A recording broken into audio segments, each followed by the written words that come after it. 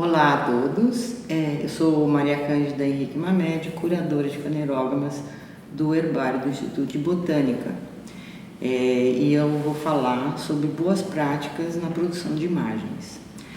O Instituto de Botânica começou a digitalizar suas coleções num projeto apoiado pela Mellon para a produção de imagem dos tipos, e para isso nós ganhamos da Mellon um scanner que trabalha de forma invertida, e com esse scanner a gente produziu as imagens dos tipos, seguindo alguns procedimentos determinados pelo projeto, pela Mellon, e que produz imagens de excelente qualidade para serem colocadas na web e consulta aberta a toda a comunidade científica do planeta.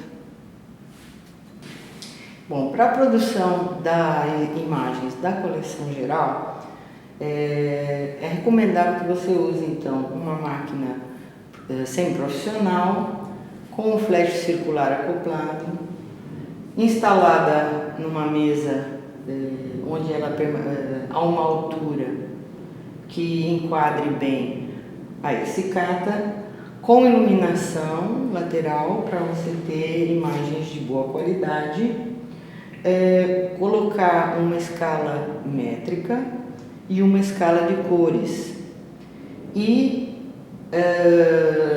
também um disparador para evitar que no momento que você vai obter imagem, a mesa ou a máquina não trema e a imagem fique fora de foco, borrada. Também é aconselhável usar o cabo de transferência da máquina para o computador, e todas as vezes que você vai fotografar alguma escicata, expor ao máximo todos os elementos que são necessários para uma boa análise e boa identificação do material. Então, no caso, por exemplo, de material que tenha frutos ou flores em envelopes, remover esses materiais e dispor para que eles possam ser facilmente examinados. Uma vez que todo o material está em posição adequada, é só focar e obter a imagem. O primeiro passo para iniciar a digitalização da coleção é selecionar o material que vai ser fotografado e colocar um barcode, em cada escicata. A seleção do material pode ser uma amostra representativa da espécie na sua coleção, ou você pode fotografar todo o material da sua coleção. Em princípio, eu dou preferência a materiais identificados por especialista, porque aí a qualidade do material é bem maior, e aí a confiabilidade da identificação taxonômica também é maior. Bom, o barcode é importante porque o barcode ele vai ser o nome do arquivo da imagem. E o barcode não precisa necessariamente repetir o número de registro do material no herbário, mas é importante que o barcode seja alfanumérico, que ele comece com a sigla ou acrônimo do herbário, seguido por números que podem ser aleatórios ou sequenciais. Eu prefiro números sequenciais para um controle de não repetir números. E é importante também que o barcode contenha o nome da instituição a qual o herbário pertence, porque isso vai funcionar como um copyright da imagem. Se alguém usar essa imagem sem autorização, pode ser processado. Outra coisa importante é a escala métrica. Recomenda-se que o logotipo da instituição esteja nessa escala, que também é outra, como funciona como copyright, e a escala de cores. que é uma escala universal, e ela pode ser grande, pequena, comprida, tanto faz, mas é importante usar uma escala de cores, porque isso é importante para no futuro, para a tecnologia de cor. Então, no caso do Instituto de Botânica, é produzido código de barras em sequência e é colocado em cada ensicata antes de produzir a imagem. Bom, então agora nós vamos fotografar essa ensicata, que contém material em envelope, e ela também contém uma informação interessante que eu acho que é importante ela ser registrada. Então durante esse processo, a gente remove o que está dentro do envelope, certo? E expõe o material, enquadra, ok? Só que tem um desenho aqui, então a minha primeira imagem será da ensicata. E eu vou focar e fotografar. Depois de feita essa imagem, eu vou virar essa folha que contém um desenho e uma ilustração, umas anotações, e eu vou agora focar e obter mais uma imagem dessa ensicata. Essa segunda imagem, ela vai ter o nome, o mesmo barcode da primeira, mas com underline 01, e vai ficar sempre ela vai sempre aparecer junto. Então você vai, quando consultar a rede, você vai ter uma imagem da ensicata e a outra com a ensicata coberta, mas com o desenho para ser consultado. A fim de agilizar o processo e ter uma boa fluidez na produção de imagens, né, é recomendável que você tenha uma bateria da máquina fotográfica sobressalente, que você tenha pilhas recarregáveis, tanto para o flash circular como para o disparador, que você marque essas pilhas, conjuntos de pilhas, com alguma cor, alguma coisa, número, não importa. Por quê? Para você usar sempre o mesmo conjunto de pilhas, e dessa forma elas vão ter um desgaste igual, e quando elas deixarem de funcionar, porque elas têm uma vida útil, não são eternas, você joga fora todo aquele conjunto e compra um novo. Então, para não misturar, recomenda-se que você identifique as pilhas por conjuntos. Uma vez obtida então a imagem, eu utilizo um programinha da própria máquina, que é que transfere as imagens para onde eu quero armazenar. Então eu escolho aqui a pasta e eu faço a transferência. No momento que ele termina a transferência, ele já abre automaticamente o software da máquina, que é para eu editar as imagens que eu estou trabalhando. No caso aqui, às vezes a imagem vem num formato de paisagem. Então, quando ela está em formato paisagem, eu giro aqui, né? Eu giro a imagem para ela ficar em retrato. No caso, eu tirei duas imagens, uma com o desenho, para mostrar o desenho, e a outra da ensicata. Então, o que eu vou fazer? Eu vou só renomear a imagem. Então, eu dou um F2 e com o leitor de código de barra, eu coloco o barcode. No caso, são duas imagens. Então, essa primeira, a última que eu tirei, né, na realidade, que tem o desenho, eu faço underline 01. E a outra imagem, que é a da ensicata mostrando a planta inteira, eu vou renomear com o barcode. quando vocês abrem a imagem, vocês vão ver, então, pode ser analisado um detalhe da ilustração que foi feita pelo especialista. Eita, ficou feio. E essa daqui é a da Escicata, certo? Eu não faço nenhuma edição na imagem, eu deixo esse fundo preto e uma coisa importante, as imagens, o formato de imagens obtidas é o formato da imagem bruta, é a imagem RAW, que chama a RAW. Qual é o procedimento que eu faço depois?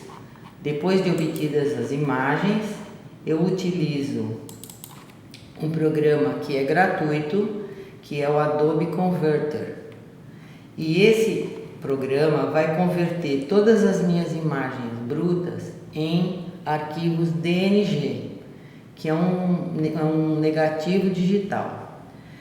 Essa imagem ela é quase que a metade do tamanho da bruta e ela contém todas as características de qualidade da imagem bruta, que é muito melhor que uma imagem TIFF e JPEG.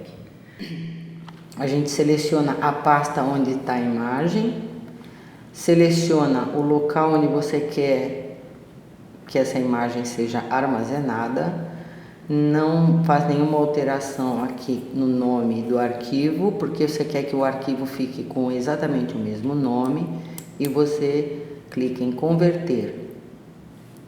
Posteriormente, quando todos os arquivos estão convertidos em DNG, eu utilizo um programinha chamado FileZilla para enviar essas imagens para o CRIA. Então eu seleciono a pasta, certo? Seleciono todas as imagens, faço a conexão, o CRIA me dá um endereço de host, ele me dá um nome de usuário, ele me dá uma senha que permite que eu entre na minha pasta, né? A pasta do Herbário SP. E aí eu seleciono as imagens que eu quero enviar e jogo para a pasta que está armazenada no servidor do CRIA. Bom, eu colocando o endereço, o meu nome de usuário, a minha senha e estabelecendo a conexão rápida, eu vou ter aqui acesso à minha pasta no CRIA para armazenar as minhas imagens. Então, o que eu faço? Eu seleciono as imagens que eu vou transmitir e eu arrasto para a janela lateral. E com isso foram feitas duas transferências das duas imagens que eu obtive agora. Certo? Terminada essa transferência, eu passo um e-mail para o CRIA e informo, eu fiz um download de tantas imagens.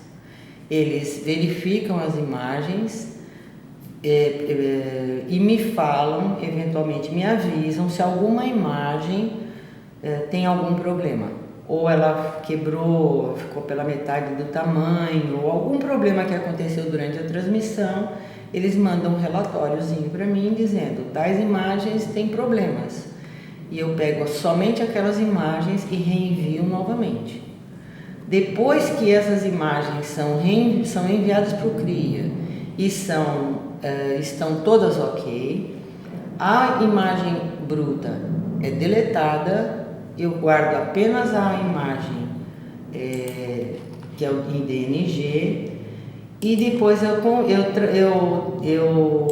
transfiro essas imagens para um servidor que fica na central de informática aqui do Instituto de Botânica, e então essas imagens são armazenadas no servidor. Eu não guardo nenhuma imagem aqui comigo, porque no servidor eles fazem backup, certo? Então, atualmente eu tenho cerca de 5.000 imagens lá, mas essa tendência é aumentar. Então, nesse servidor estão todas as imagens, tanto as obtidas de scanner quanto as obtidas da máquina da Nikon. O importante em todo esse processo é armazenar o barcode no banco de dados. No caso do Brahms, tem um campo para armazenamento do barcode, né? Então é importante estar atento e inserir o barcode exatamente no registro correspondente, porque o barcode é o link no banco de dados para a imagem, e é isso que permite que quando você entra na rede, você, ao analisar um determinado registro, você tenha a imagem correspondente àquele registro correta, certo? Para você poder examinar e ter garantias na identificação do material.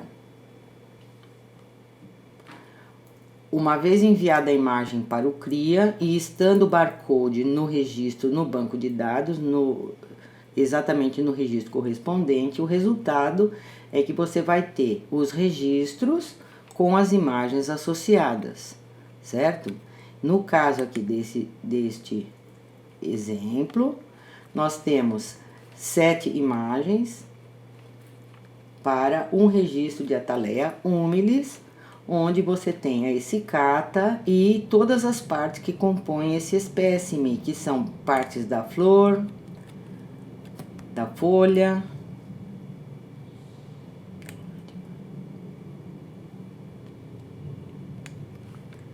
certo? E que você pode examinar, tá? E no caso, como eu falei anteriormente, quando você tem material de carpoteca, né, você pode produzir uma escicata com o material da carpoteca, e esse material, essa imagem vai ter como nome o barcode principal, certo? Que é o barcode que fica na escicata principal, mas ela vai ter o underline 1, 2, 3, 4, 5, 6, 7, 8, certo? Então, aqui neste registro estão amostradas todos os aspectos vegetativos e reprodutivos do espécime, e isso é o que transforma o registro com qualidade, bem identificado e com boas imagens. Eu espero que essas práticas possam ser adotadas por vocês para melhorar a qualidade das imagens e da informação que é disseminada na rede. Eu agradeço a atenção e tenham bom dia e boas práticas.